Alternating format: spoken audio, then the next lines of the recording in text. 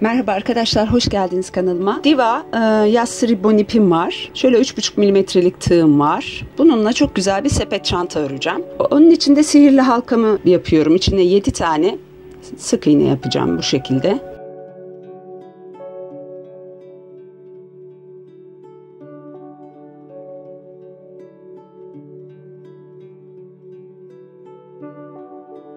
Yedi tane sık iğnemi yaptım. Sonra yan tarafa batıyorum.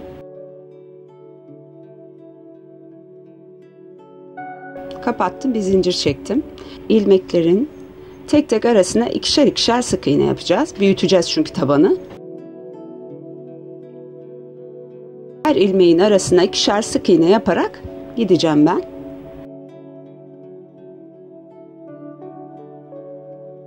Artık 7'yi 14'e tamamlayacağız. Büyüteceğiz. Sonrasında bu yan tarafa kilitliyorum. Üçüncü sıra 2 1 2 1 böyle gidecek arkadaşlar. Aynı ilmeğe 2 sık iğne, yanına 1 sık iğne.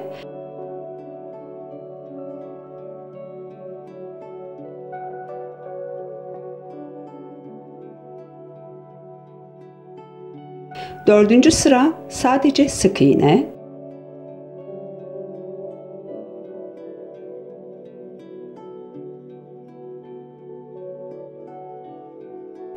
Beşinci sıra 2 1 2 1 yine aynı ilmeğe 2 sık iğne, yanına 1 sık iğne.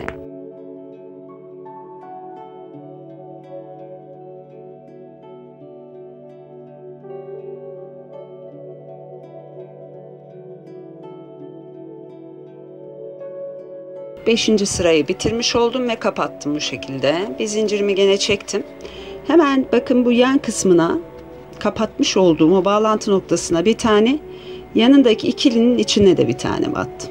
Yani 2 tane tek, hemen yanına bir çift sık iğne. 2 tek, bir çift, 2 tek, bir çift. 7. sıramızda da sadece sık iğne gidiyoruz arkadaşlar. Şimdi arkadaşlar hemen şuraya tutturdum. Şimdi 8. sıradayım ben. 8. sıramda da hemen bu yan tarafa 2 tek, bir çift, 2 tek, bir çift de buraya yapıyorum. 1 2 tek. Bu sıramızı da 2 tek, bir çift olarak bitireceğim. Şimdi ben bu sıraya geldim arkadaşlar. Burada da önce bir çift batıyoruz ilk başlangıca. Sonrasında 1 2 3 tek. Hemen yanına bir tane çift. 9. sırayı da 3 tek, bir çift yapıyoruz.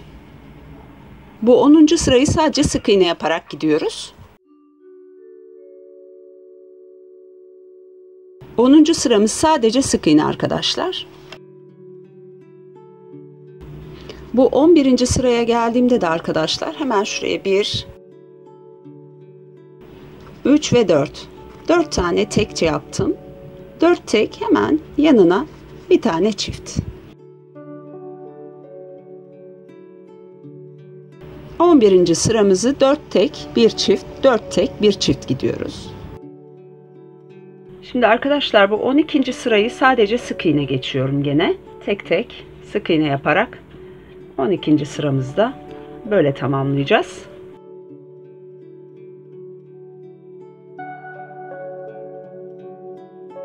13. sırada da 6 tek, bir çift, 6 tek, bir çift gideceğim. 6 tek, bir çift. Bu sıramızda böyle gideceğiz başa kadar. Sıkı sıkı öre öre arkadaşlar 13 sıraya geldim. Şimdi 14. sıramızda şöyle bir şey yapacağız.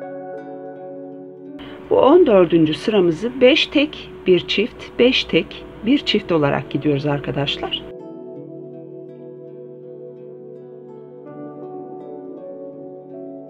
Bunun üzerine de sadece sık iğne gideceğim arkadaşlar. 15. sıramız sadece sık iğne. Şimdi arkadaşlar 15. sıra sadece sık iğne gittim. 16. sırayı da sadece sık iğne gideceğim. 15, 16 ve 17. sıra sadece sık iğne gittim. 3 sıra. Toparlanması açısından 5,5 milimetrelik tığımı aldım. Artık üste çıkıyorum.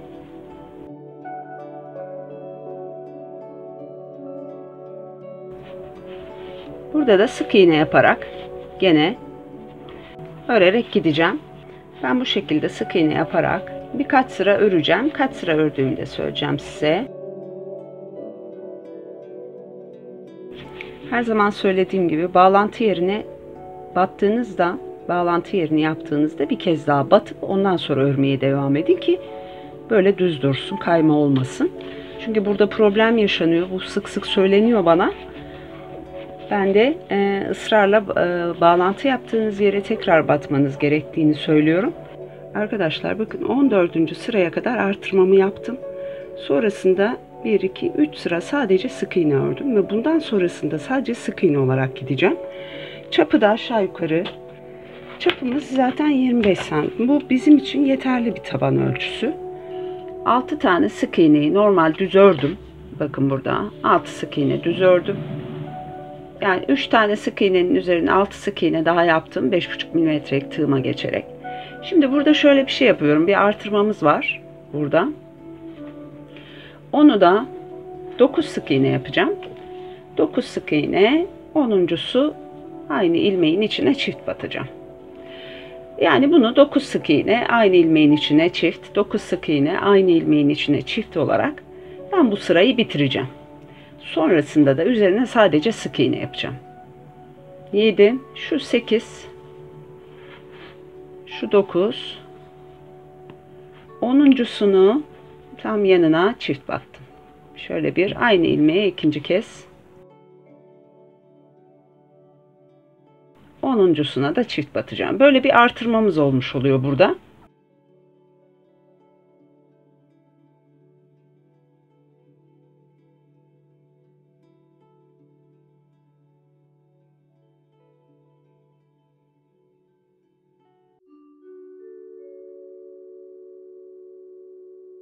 Evet arkadaşlar, şimdi ben 25 santim kadar burayı yaptım. Şimdi 2 sıra kahverengi gideceğim.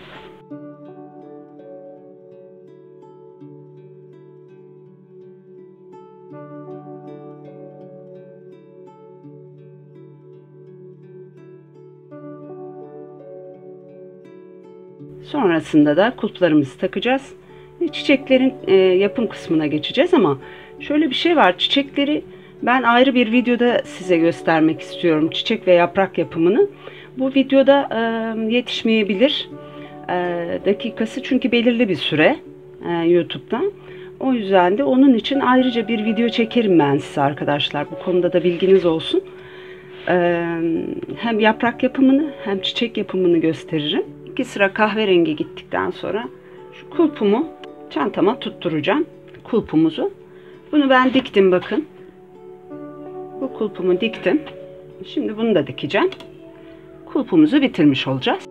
Şimdi arkadaşlar ben bu tarz yapraklar ve çiçekler ördüm. Çantama böyle yapraklar, şöyle küçük çiçekler ördüm. Şimdi ben bunları tutturacağım bu şekilde. Bunların yapımını da ben ayrıca bir videoda size anlatmak istiyorum. Çünkü bu videoma bunu sığdıramayacağım maalesef. Ben size bunların yapımını, yaprağın yapımını da anlatacağım. Bunları buraya tutturup dikeceğim.